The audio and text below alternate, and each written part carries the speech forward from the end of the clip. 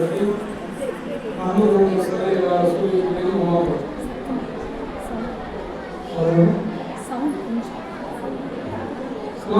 warahmatullahi wabarakatuh.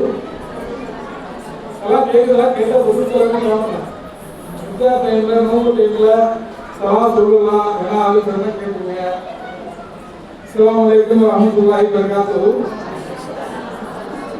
அல்ஹம்துலில்லாஹ் அல்லாஹ்வுடைய கிருபையினால் இந்த நிகழ்ச்சியுடைய இறுதி கட்டத்துக்கு வந்திருக்கிறோம்.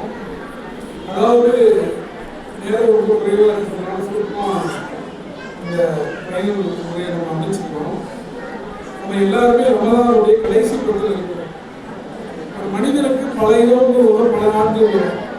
எல்லா இரவுகளும் ஒரே மாதிரியாக இருக்கிறார். ஒரு சில இரவுகள் ஒரு மனிதனுடைய ஒட்டுமொத்த வாழ்க்கையும் இந்த உலகத்தில் மாற்றம் வருவதற்கு மாற்றம். அப்படிப்பட்ட மகத்தான இரவுகள் நாம் இன்றைக்கு அமர்ந்திருக்கிறோம். எந்த அளவுக்கு அப்படின்னா ஒரு மனிதனுடைய ஒட்டுமொத்த வாழ்க்கையை மாற்றக்கூடிய வல்லமை இந்த 10 நாட்களில் ஏதோ ஒரு நாளுக்கு இருக்கிறது. இப்போ இருக்கக்கூடிய யாருமே நான் ஒரு 23 வருஷம் உயிர் வாழ்வேன் அப்படின்னு யாருமே கேரண்டி பண்ணி சொல்ல முடியாது. ஏன்னா 83 வயசுங்கிறதே ரொம்ப போனஸாக போயிடுச்சு. 60-70 வயசுங்கிறது அதிகமாக போயிடுச்சு. ஆனால் அவர்கள் என்ன சொல்லியிருக்காங்கன்னா, இந்த 10 நாட்களில் ஒரு நாள் நீங்கள் அமல் செய்தால் அந்த ஒரு நாளில் நீங்கள் செய்யக்கூடிய விவாதத்துக்கு 1000 மாதங்கள் விவாதம் செய்த நன்மையை தருகிறார். அதாவது 83 ஆண்டுகள். அப்ப அப்படிப்பட்ட மாதம் தான் இந்த ரமலான், அப்படிப்பட்ட இரவு தான் லைலத்துல் கத்ர், அப்படிப்பட்ட புத்தகம் தான் அல் குர்ஆன். அல்லாஹ் தஆலா ரமலானை பற்றி சொல்லும்போது, ஈமான் கொண்டவர்களே, எதற்காக நோன்பு மீது கடமையாக்கப்பட்டது தெரியுமா? அல்லக்கும் தத்தக்கும், நீங்கள் தக்குவாவுடையவர்களாக ஆக வேண்டும். ஆனால் இன்னைக்கு நம்ம மைண்ட்ல என்ன இருக்குன்னா, நோம்புனா மனசுல என்ன வரும் அப்படின்னா, ஒரு பயந்து கேட்டேன் ஸ்கூல் பசங்க தான், நோம்புனா இஃப்தார் செய்யணும், சாயம் சாப்பிடணும், சாப்பாடு தான் ஞாபகம். சாப்பாடு இல்லாமல் இருக்கிறதுக்காக சாப்பாடு தான் காஸ்ட்லியாகவும் போயிடுச்சு. சகன விருந்துகள் பல விஷயங்கள் நடக்குது பார்த்தோம். ஆனால் நோன்புடைய நோக்கம் பசியை உதவுவது மாத்திரமல்ல. நோன்புடைய நோக்கம் என்பது யார் பார்த்தாலும் பார்க்காவிட்டாலும் நம்முடைய செயல்களை நம்மை படைத்தவன் பார்த்து கொண்டிருக்கிறான் என்ற அச்சத்தை உள்ளத்தில் கொண்டாந்து அந்த அச்சத்தின் வெளிப்பாடாக நம்முடைய வாழ்க்கையை மாற்றிக்கொள்ள வேண்டும். இன்னைக்கு நம்ம நோன்பு வச்சிருக்கிறோம், யாருமே தண்ணி குடிக்கிறதில்லை, சாப்பிட்றதில்லை. 14 மணி நேரம் நம்ம யாருக்கும் தெரியாம சாப்பிடவும் முடியும். நம்ம தண்ணி குடிச்சுட்டோம் சாப்பிட்டோம் அப்படின்னா நம்ம சுற்றியும் பச்சனைகள்லாம் இருக்கு முடிச்சுட்டாரு, யாருக்கும் தெரியாம இருக்க முடியும். ஏன் அப்படின்னு தெரியாம இருக்க முடிந்தாலும் நான் செய்வதில்லை என்றால் யார் பார்த்தாலும் பார்க்காவிட்டாலும் அல்லாஹ் பார்க்கலாம். அப்ப அந்த அச்ச உணர்வு நோம்பை தவிர மற்ற நேரத்தில் இல்லாம போயிடும். அதாவது மனு சொல்றோம், உண்மையை தானே சொல்றேன், நான் நோம்பு வச்சுக்கிறேன்ப்பா, நோம்பு வச்சுட்டு போய் சொல்லலாம், நோம்பு இல்லைன்னா போய் சொல்லலாம். அந்த மாதிரி நோம்புகளை மட்டுமே நம்ம எல்லாம் மாற்றிக் கொள்கிறோம். அப்படி இல்லாமல் நம்ம ஒட்டுமொத்த வாழ்க்கையிலும் எதை செய்தாலும் இறைவன் பார்க்கிறான் அப்படிங்கிற உணர்வோடு நம்மை உணர வைப்பதற்கு தான் நோன்பு நம்ம மீது கடமையாக்கப்பட்டிருக்கு. இஸ்லாத்தை பொறுத்தவரைக்கும் எல்லா கடமைகளுக்கும் ஒரு தாற்பயம் இருக்கு. தொழுகையை பற்றி அல்லாஹ் சொல்லக்கூட இந்த ஸலாத்து தன்ஹா அனில் ஃபஹ்ஷாஇ வல் முன்கர். இன்னமாக தொழுகை என்பது மானக்கேடான தீமையான விஷயங்களை தடுக்கக்கூடியதாக இருக்கிறது. அப்ப தடுக்கல அப்படின்னு தொழுகையில என்ன பிரச்சனை இருக்குன்னு, நோம்பு நமக்கு தக்குவாவை கொண்டு வரல அப்படின்னா நம்முடைய நோம்பு என்ன இருக்கு, ஏதோ பிரச்சனை இருக்கு. அதே போல நோம்பு எதற்கான மாதம் என்றால், இந்த நோம்பு எதற்காக இவ்வளவு கண்ணியமான ரமலானுக்கு எந்த கண்ணியம் இருக்கிறது 11 மாதங்கள் என்றால், தராவி கொள்வதற்காகவோ நோன்பு வைப்பதற்காகவோ என்பதை விட இந்த இரவில் தான் திருக்குர்ஆன் இறக்கப்பட்டது. அவுபாவிலிருந்து இந்த இரவில் தான் பெருமானார் ஸல்லல்லாஹு அலைஹி வஸல்லம் அவர்கள் இந்த ஹிரா கோயிலை இருக்கும்போது ஜிப்ரீல் அலைஹிஸ்ஸலாம் கட்டி பிடித்து ஓதுவீராக என்று சொல்லி அந்த இக்ரமிஸ்கீர் அப்படிங்கிற அந்த 5 வசனங்கள் இறக்கப்பட்ட இரவைத்தான் நாம் லைலத்துல் கத்ர் என்று சொல்லிக்கிறோம். அப்ப அந்த லைலத்துல் கத்ரை நாம் உண்மையிலே அடையணும் அப்படின்னா அதற்கு காரணமான குர்ஆனோடு நமக்கு நெருக்கமான உறவு இருக்க வேண்டும். பெருமானார் ஸல்லல்லாஹு அலைஹி வஸல்லம் அவர்கள் ஒவ்வொரு ஆண்டும் ரமலானில் ஜிப்ரீல் அலைஹிஸ்ஸலாம் அவர்களுக்கு குர்ஆனிலே அதுவரைக்கும் ஓதப்பட்ட வசனங்களை அவர்களுக்கு சொல்லி காட்டக்கூடியவர்களாக இருந்தார்கள் என்பதை நாம் வரலாற்றை பார்க்கிறோம். கடைசி ஆண்டில் மட்டும் 2 முறை சொல்லி காட்டினார்கள் என்பதை பார்க்கிறோம்.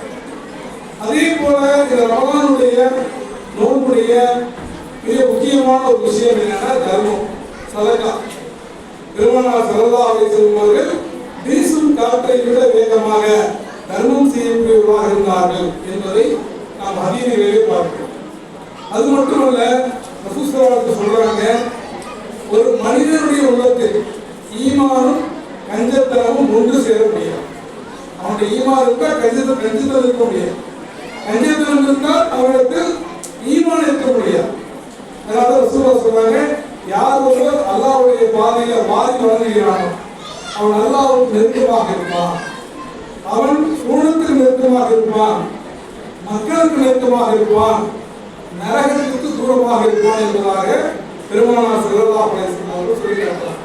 அது மாத்திரமல்ல, கஞ்சனை பற்றி சொல்லும்போது, கருணையை பற்றி சொல்லும்போது, தான் சேர்த்து வைத்த செல்வத்தை பதுக்கி வைத்துக் கொண்டு அது இந்த சமூகத்துக்கு எதையும் கொடுக்காமல் இருப்பவர்களை பற்றி சொல்லும்போது, அவர்கள் அல்லாஹ்வுக்கு தூரமாக, சூழத்துக்கு தூரமாக, மக்களுக்கு தூரமாக, நரகத்துக்கு நெருக்கமாக இருப்பார்கள் என்பதாக அல்லாஹ்வுடைய தூதர் ஸல்லல்லாஹு அலைஹி வஸல்லம் அவர்கள் சொல்லியிருக்கிறார்.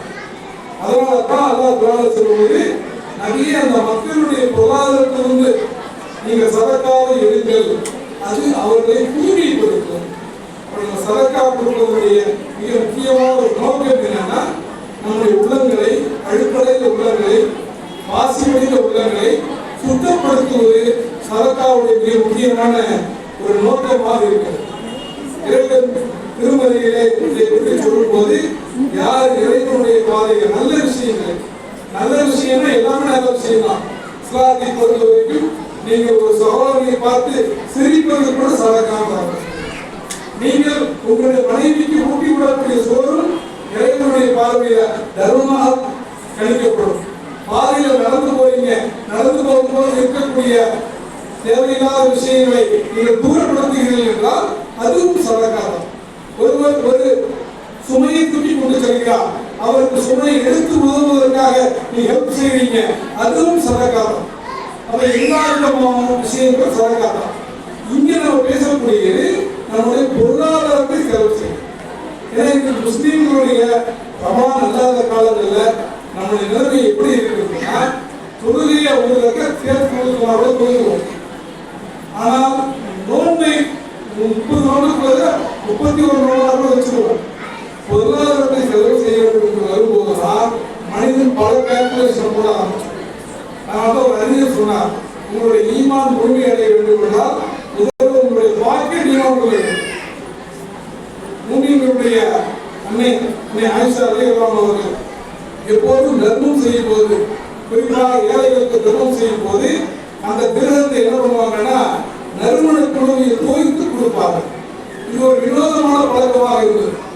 மற்றவங்க கேட்கிறாங்க, நீங்க நறுமணம் கொடுத்தா காசு கொடுக்க வேண்டியதுனா எதுக்கு அந்த காசை நீங்க நறுமணம் பூசி அதற்கப்புறம் நீங்க கொடுக்குறீங்க என்று சொல்லும்போது, ஆயிஷா ரலியல்லாஹு சொல்றாங்க, இது இறைவனுக்கு கொடுக்கக்கூடிய கடன் அல்லவா, அது நறுமணத்தோடு செல்ல வேண்டும் என்று நான் விரும்புகிறேன் என்பதாக அன்னை ஆயிஷா ரலியல்லாஹு அவர்கள் அறிவிக்கக்கூடிய செய்தியை நாம் பார்க்கிறோம். அதே போல தபூக் போயின் போது அல்லாஹ்வுடைய தூதர் அவர்கள் இவருடைய முதல் படியில் ஏறுறாங்க. அனைவரும் இறைவனுடைய பாதையில் வாரி வளர்ந்து விழுகிறார்கள். உஸ்மான் ரலியல்லாஹு அவங்க என்ன பண்றாங்க, 100 ஒட்டகங்களை அதனுடைய கவசத்தோடு தர்மம் செய்கிறார். அதை கண்டு மகிழ்ந்த நபியார், அல்லாஹ் உங்களுக்கு இதை ஏற்றுக்கொண்டு கூலி தருவான்னு சொல்றாங்க. அடுத்து 2வது படியில இருக்கும்போது உஸ்மான் ரலியல்லாஹு 300 ஒட்டகங்களை தர்மம் செய்யறாங்க. நபி ஸல்லல்லாஹு அலைஹி வஸல்லம் சொன்னாங்க, உஸ்மான் செய்த பாவங்களை இறைவன் மன்னித்து விட்டார். 3வது படியிலே இருக்கும்போது உஸ்மான் ரலியல்லாஹு அவர்கள் 991 ஒட்டகங்களையும் அந்த போர் தளவாடங்களையும் பரிசாக கொடுக்கும் போது இறைத்தூதர் அவர்கள் சொன்னார்கள், உஸ்மான் செய்த பாவத்தையும் அல்லாஹ் மன்னித்து விட்டார், உஸ்மான் செய்ய போகும் பாவத்தையும் மன்னித்து விட்டார். அந்த அளவுக்கு நாம் செய்யக்கூடிய பாவங்களை போக்கக்கூடிய ஒரு விஷயமாக தான் என்ன இருக்குன்னா இந்த சதக்கா இருக்குது. அதனாலதான் நம்ம கூட என்ன பண்ணோம், இந்த சதக்கத்தும் சாரியா பாதிப்பு சொல்லும் போது ஏன் நம்ம அது ஒரு பெரு நிறுவனங்கள் ஒரு 4 நிறுவனங்கள்ட்ட போய் வாங்குவது ஓரளவுக்கு எளிதான விஷயம். ஆனால் நாம் என்ன நினைக்கிறோம்னா நம்முடைய பெற்றோர்கள், நம்முடைய நலம் விரும்பிகள், நம்முடன் இருப்பவர்கள் அவருக்கு பெரிய அளவில் அந்த சதக்கா கொடுத்தாலும் கூட அந்த பறக்கத்தான கைகள், அந்த பறக்கத்தான துவாக்கள், அந்த தூய்மையான உள்ளங்கள், அதனுடைய பறக்கத் என்பது இந்த பள்ளிக்கூடத்திற்கான ஒரு அருமையான விஷயமாக இருக்கும் என்ற காரணத்தினால்தான் அந்த சதக்கத்துல் ஜாரியா ப்ராஜெக்ட் நம்ம உதவி கூடத்தோடு நூலகத்தோடு நாளைய சமுதாயத்தினுடைய விஞ்ஞானிகள் உருவாக்கக்கூடிய ஒரு ஸ்டெம்லாகவும் அதே போல நாளைய சமுதாயத்தை அதிகாரப்படுத்தக்கூடிய போட்டித் தேர்வுகளுக்கு தயார்படுத்தக்கூடிய பயிற்சி மையமாகவும் நாம் அந்த ப்ராஜெக்ட் நம்ம கொண்டு வந்திருக்கிறோம். இறுதியாக அடுத்து இன்னும் ஒரு சிறப்பு பேசியிருக்கிறாரு. அவருக்கு பிறகு சில அனௌன்ஸ்மெண்ட்ஸ் இருக்கு. எல்லாத்தையும் 6 மணிக்கு முடிக்க வேண்டியதுனால ஒரே ஒரு விஷயத்தை சொல்லி முடிக்கிறேன். லைலத்துல் கத்ருடைய இரவை நான் அடைந்து கொண்டால் என்ன செய்ய வேண்டும் என்பதாக அன்னை ஆயிஷா அவர்களை கேட்கிறாங்க. அப்ப நபிகள் நாயகம் சொல்றாங்க,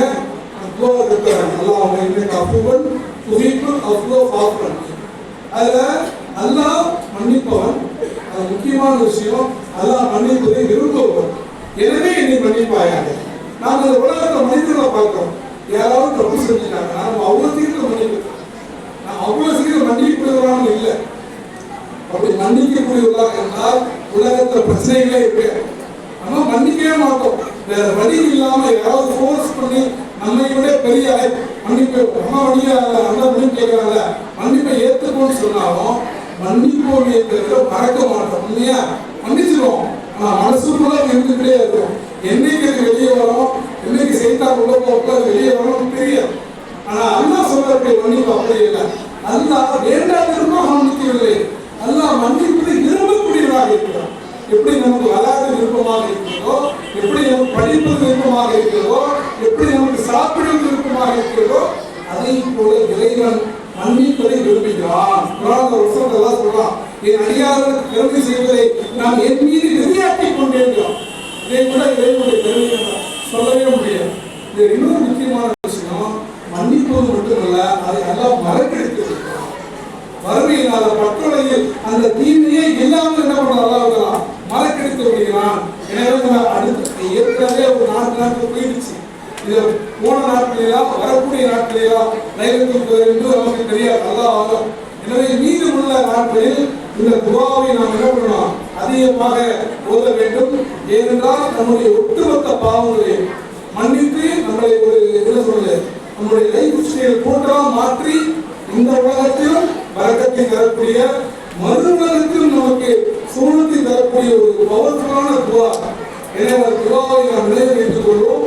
மீதமுள்ள நாட்களில் எந்த அளவுக்கு அதிகமாக தொழுக முடியுமோ, எந்த அளவுக்கு தர்மம் கொடுக்க முடியுமோ, எந்த அளவுக்கு குர்ஆனோடு நம்ம பிணைத்துக் கொள்ள முடியுமோ, எந்த அளவுக்கு தௌபா செய்து கொள்ள முடியுமோ, குறிப்பாக நம்முடைய துஆக்களை நம்மோடு சுருக்கிக் கொள்ளலாம். நம்முடைய குடும்பத்திற்காக இன்றைக்கு இந்த இடத்திலே ஒரு தரமான கல்வியை கொடுக்க வேண்டும் என்ற ஒற்றை நோக்கத்தின் அடிப்படையில் நம்ம அந்த அளவில் நீங்கள் ஓட்டக்கூடிய தரமான கல்விகள் தாராளத்தோடு செயல்படக்கூடிய இந்த பள்ளிக்கூடத்திற்காக, இந்த பள்ளிக்கூடத்துக்கு உதவி கொடுப்பதற்காக, இந்த பள்ளிக்கூடத்துக்கு நிதி கொடுப்பதற்காக, இந்த எல்லா மக்களுக்காகவும் இந்த துஆக்களை அவர்களை இணைத்துக் கொள்ளுங்கள் என்று உங்களை கேட்டுக்கொண்டு, இன்றைக்கு உலகத்தில் நடக்கின்ற போர்களை பார்க்கிறோம். ஏகாதிபத்திய எங்களுடைய பசிக்கு எத்தனையோ குழந்தைகள் விளையாடி கொண்டிருப்பதை பார்க்கிறோம். அவர்களெல்லாம் அந்த உடல்கள் எல்லாம் நீங்கி, துன்பங்கள் நீங்கி, இறைவனுடைய சக்கீனத்தின் அமைதி எல்லா மக்களுக்கும் கிடைப்பதற்காக நிறுவனம் துஆ செய்து கொண்டு இந்த லைலத்துல் கத்ருடைய இரவை இங்கு வரக்கூடிய நாட்களில் முழு மூச்சோடு தேடுவோம். தேடுவதோடு நிறுத்தப்படாமல் ரமலானுக்கு பிறகு நாம் செய்த நோன்புகள், நாம் கேட்ட துஆக்கள், நாம் ஓதிய திருக்குர்ஆன்கள் இறைவனிடத்தில் ஒப்புக்கொள்ளப்பட வேண்டும் என்று துஆ செய்யும். ரமலானோட மூட்டை கட்டி வச்சிடாம இந்த சலஃபு சாலிஹீன்கள் என்ன பண்ணுவாங்கன்னா, ரமலான் முடிந்த பிறகு 5 மாதங்கள் நாம் செய்த ரமலானில் செய்த அமல்களை அல்லாஹ் ஏற்றுக்கொண்டு துஆ செய்வான். அடுத்த 5 மாதங்கள் வரக்கூடிய ரமலானுக்கு நாம் இருக்க வேண்டும், நம்முடைய நன்மைகள் ஏற்றுக்கொள்ளப்பட வேண்டும் என்று துஆ செய்வார்கள். இதை நாம் செய்த நன்மைகளை பற்றி கர்வம் கொள்ளாமல், அது பெரிய விஷயம் எடுத்துக்கொள்ளாம இறைவன் நம்முடைய பிழைகளை பொறுத்து பாவங்களை பொறுத்து நம்முடைய அமர்வை முழுமையாக ஏற்றுக்கொண்டு நமக்கு இந்த உலகத்திலும் மறு உலகத்திலும் நிம்மதியான இறைவன் விரும்பக்கூடிய வாழ்க்கையை தர வேண்டும் என்று உங்களிடத்தில் துவாசிய தூண்டியவனாக இந்த பள்ளிக்கூடம் அடுத்து இருக்கக்கூடிய நடவடிக்கைகள் எல்லாம் அடுத்து நம்ம நன்மையுடைய சிகிச்சை கூட சொல்ல போறோம். இந்த பள்ளிக்கூடத்துக்காக நிறுவனம் எந்த அளவுக்கு உயர முடியுமோ அந்த அளவுக்கு உயர்வதற்கு இறைவனிடத்திலே பிரார்த்தனை செய்யுங்கள் என்று கூறி இந்த உரையை நிறைவு செய்கிறேன். வாசகமான அஸ்ஸலாமு அலைக்கும் வரஹ்மத்துல்லாஹி